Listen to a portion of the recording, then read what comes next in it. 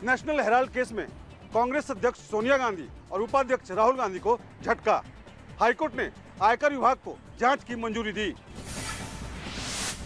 सुब्रमण्यम स्वामी ने दिल्ली हाईकोर्ट में याचिका दायर की थी, जिस पर सुनवाई करते हुए आज हाईकोर्ट ने जांच के लिए इनकम टैक्स डिपार्टमेंट को हरी झंडी दे दी है। यंग इंडिया लिमिटेड कंपनी में सोनिया और राहुल गांधी की हिस्सेदारी है। इनकम टैक्स डिपार्टमेंट अब यंग इंडिया के खातों में कथित हेराफेरी की जांच करेगा। इनकम टैक्स विभाग सोनिया और राहुल से पूछताछ भी कर सकता है। इनको तो गिरफ्तार करनी चाहिए पूछताछ करने के लिए, तो इसके लिए वो भाग के कोर्ट में गए। कोर्ट ने उनको कोई रिलीफ नहीं दिया है। आईटी डिपार्टमेंट के लिए वापस पुनः इस असेसमेंट को खोलने का कोई अधिकार क्षेत्र नहीं था। इस आदेश के संदर्भ में हमने याचिका को विड्रॉ कर लिया है। आरोप है कि यंग इंडिया लिमिटेड नाम से एक कंपनी बनाई गई, जिसने नेशनल हेराल्ड के पब्लिशर एसोसिएट जनरल को टेक ओवर किया। Mithilesh Kumar, India TV, Delhi. Triple तलाक को लेकर सुप्रीम कोर्ट में दूसरे दिन भी चली सुनवाई। कोर्ट ने कहा अगर कोई पाप है, गलत है, तो वो वैध या उसकी कानूनी मान्यता कैसे हो सकती है। सुप्रीम कोर्ट में आज दूसरे दिन भी ट्रिपल तलाक के खिलाफ आवाज उठाने वालों का पक्ष सुना गया। पूर्व विदेश मंत्री सलमान खुर्शीद ने इस्लाम में निकाह, मेहर और तलाक को लेकर दलील दी। जस्टिस रोहिंगटन नरीमन ने कहा कि इस्लाम में निकाह और तलाक को लेकर मौजूद व्यवस्था में थ्योरी और प्रैक्टिकलिटी में जो अंतर है उसे भी ध्यान में रखें। सुप्रीम कोर्ट ने 3 तलाक पर कहा कि अगर कोई गलत है, पाप है, अधार्मिक है, तो वो वैध या उसकी कानूनी मान्यता कैसे हो सकती है। अगर उस धर्म में इसको पाप माना जाता है सोच से, तो इसको फिर कानूनी वैधता कैसे दी जा सकती है। इस बात पर मैंने जवाब दिया कि ये संभव नहीं है।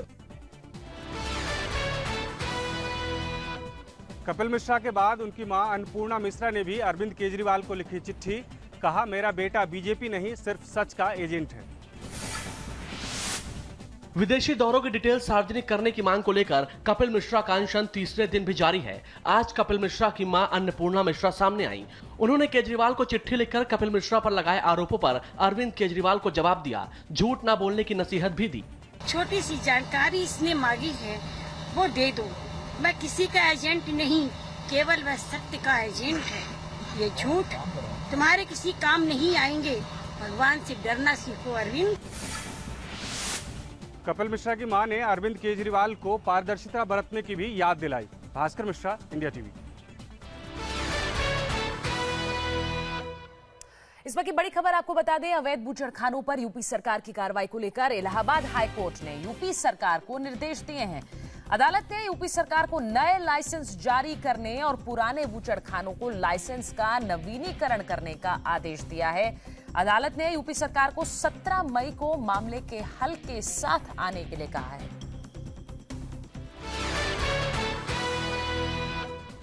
यूपी के संभल जिले के गुन्नौर थाना क्षेत्र में अल्पसंख्यकों के घर में तोड़फोड़ से दहशत। कई परिवार घर छोड़कर रिश्तेदारों के घर चले गए। संभल के गुन्नौर कोतवाली के नंदरोली इलाके में दहशत का आलम है। 2 दिन पहले एक लड़के पर दूसरे समुदाय की बहू को भगाकर ले जाने का आरोप लगा है। इसके बाद गांव में जमकर बवाल हुआ। कई घरों में तोड़फोड़ हुई और बाइक जला दी गई। भय की वजह से कई परिवार अपने रिश्तेदारों के यहाँ शिफ्ट हो गए। सामान लेकर आते हैं, रात को मारधाड़ करते हैं, आग लगाते हैं घरों में, ये बच्चों के साथ बदतमीज करते हैं। तो क्या हो? हिंसा के आरोप में पुलिस ने 6 लोगों को हिरासत में लिया है। अगर किसी ने गलत किया है, अपराध किया है, तो निश्चित रूप से उसको उसकी सजा मिलेगी। लेकिन प्रदेश को छोड़ने की किसी को आवश्यकता नहीं है। कानून व्यवस्था सुदृढ़ हमारी रहेगी। तनाव को देखते हुए इलाके में भारी पुलिस फोर्स की तैनाती की गई है। सौरभ श्रीवास्तव, इंडिया टीवी, संभल। यूपी के अलीगढ़ में घर के अंदर भैंस काटने को लेकर के जबरदस्त बवाल। आरोपियों को स्थानीय लोगों के साथ साथ बीजेपी कार्यकर्ताओं ने जमकर पीटा। मामला अलीगढ़ के अचलताल इलाके का है। एक घर के अंदर भैंस काटने की खबर मिलने पर पहुंचे बीजेपी कार्यकर्ताओं ने आरोपियों की जमकर पिटाई शुरू कर दी। मौके पर पहुंचे पुलिस ने आरोपियों को कब्जे में लिया, लेकिन भीड़ ने पुलिस के कब्जे से आरोपियों को छुड़ाकर लात घूंसों से पीटना शुरू कर दिया। जहां भैंस काटी जा रही थी वो घर हिंदू परिवार का है, लेकिन भैंस काटने के सभी आरोपी अल्पसंख्यक समुदाय के हैं।